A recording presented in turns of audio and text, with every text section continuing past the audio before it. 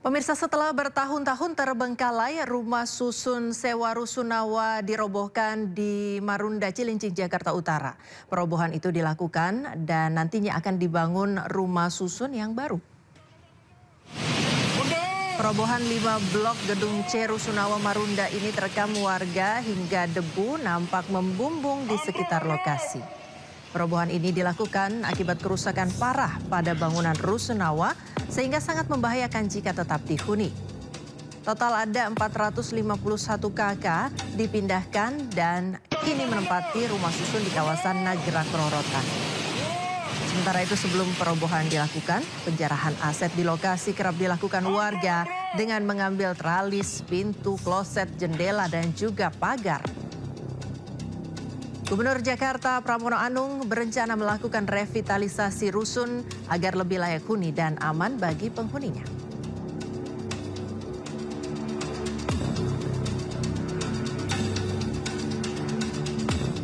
Ya pemirsa, Gubernur Jakarta Pramono Anung mulai rajin menyusuri bangunan-bangunan yang terbengkalai di Jakarta. Sebagai gebrakan awal, kemarin Pemprov Jakarta sudah merobohkan rumah susun sewa rusunawa yang dirobohkan di Marunda, Cilincing, Jakarta Utara setelah bertahun-tahun terbengkalai. Setelah diruntuhkan, kira-kira mau dijadikan apa? Apakah akan dibangun rusun lagi? Langsung kita sapa rekan Anissa Rizkia dengan juru kamera Dede Rudi yang sudah berada di lokasi. Selamat siang Anissa.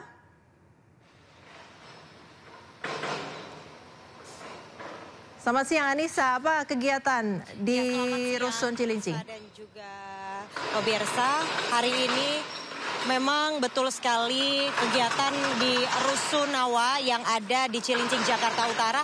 Nampak proses perobohan bangunan masih terus dilakukan di mana sudah mencapai 60%. Itu artinya memang ditargetkan 50 hari kerja dari Dinas Perumahan Pemprov DKI Jakarta ini melakukan perobohan Rusunawa Marunda yang dimulai sejak pada tanggal 16 Oktober lalu.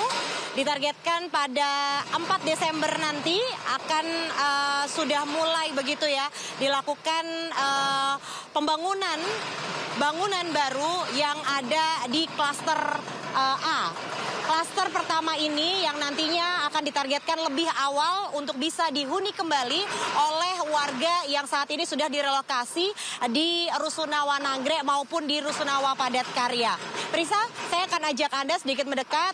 Memang proses perobohan ini dilakukan oleh sejumlah petugas dari Dinas Perumahan Pemprov DKI Jakarta. Ada 4 eskavator yang saat ini sedang berjibaku untuk melakukan perobohan dari bangunan klaster pertama. Total ada 5 klaster di tempat saya melaporkan saat ini dan rencananya nantinya secara bertahap akan dilakukan pembangunan dari klaster 1, kemudian klaster 2, klaster 3, dan yang ada di hadapan saya ini adalah klaster 4 dan juga 5. Target awal dari Pemprov DKI Jakarta ini dimulai pada awal tahun 2026 dan akan selesai maksimal yaitu 5 tahun di tahun 2030. Namun percepatan pembangunan pun terus akan digenjot, akan dilakukan oleh pemerintah Provinsi DKI Jakarta. Yang kita tahu bahwa memang betul adanya pemangkasan dana bagi hasil atau DBH atau dana transfer sebesar 15 triliun untuk APBD 2026. Namun revitalisasi Rusunawa ini tetap menjadi prioritas. Dan rencananya usai pembongkaran di akhir tahun 2025 akan ada pembangunan 2 tower baru dari total 5 tower yang masing-masing ini, Prisa, ada 20 lantai dengan total unit 1.440. Total ada 400 lebih KK yang direlokasi nantinya akan menjadi prioritas untuk tinggal kembali di Rusunawa Marunda, Cilincing, Jakarta Utara ini. Dan hingga kini memang proses perobohan masih terus dilakukan.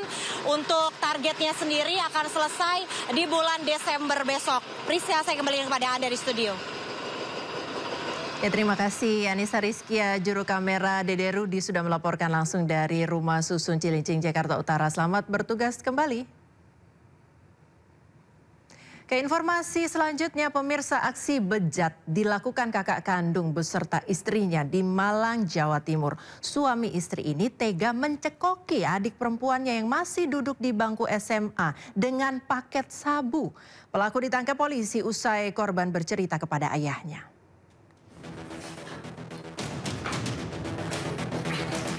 Polisi bersama warga menggerebek kediaman Koko dan Dinda di Kecamatan Lawang, Kabupaten Malang, Jawa Timur. Keduanya tega menyekap adik kandungnya berinisial EC yang masih duduk di bangku SMA dan mencokokinya dengan narkoba suntik. Kakak kandung bersama istrinya ini nekat melakukan perbuatan kejinya lantaran sakit hati kepada orang tuanya. Untuk melancarkan aksinya, kedua pelaku berpamitan kepada ayahnya mengajak jalan-jalan korban ke pantai. Namun korban justru dibawa ke rumah pelaku dan menyuntikkan narkoba cair yang telah disiapkan. Saat pelaku lengah, korban menelpon sang ayah untuk menjemput dan menceritakan apa yang dialaminya. Motivasi melakukan perbuatan keji kepada adiknya ini karena permasalahan keluarga. Pelaku dijerat dengan Undang-Undang Perlindungan Anak dan Narkotika dengan ancaman hukuman 5 tahun penjara. Sementara korban menjalani pendampingan dan pemulihan lantaran mengalami trauma fisik dan psikis. Pemirsa, bocah perempuan berusia 9 tahun di Semarang, Jawa Tengah terjatuh dalam saluran air yang sedang diperbaiki. Korban hilang terseret arus.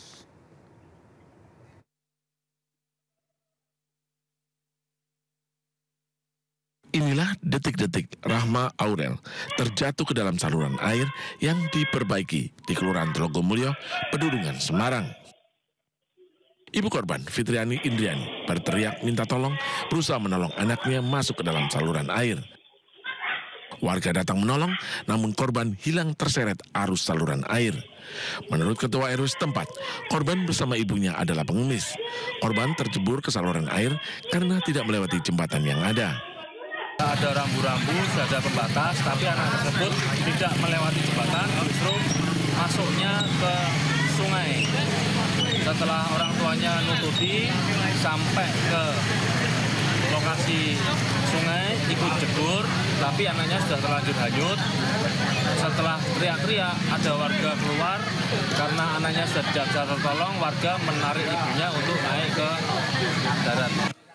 Tim SAR gabungan segera melakukan pencarian dengan menyisir saluran air yang deras arusnya. Menggunakan tali penyelamat, petugas masuk ke dalam gorong-gorong. Petugas juga menyisir aliran sungai hingga hampir 1,5 kilometer. Petugas SAR gabungan menghentikan sementara pencarian di ujung jembatan di samping SPBU di Jalan Walter Mungin Sidi pada pukul 11 malam karena faktor cuaca dan penerangan. Pencarian dilanjutkan pada Rabu pagi. Di titik awal, titik info masuk untuk jatuhnya, hingga di Kombensi hingga Sertari terpantau masih istirahat, belum ditemukan tanda-tanda apapun dari korban. Ini juga sudah dilakukan dari Polairut, damkar maupun dari teman-teman relawan, juga penyisiran di warga juga ada rawa-rawa sudah disisir, masih nihil.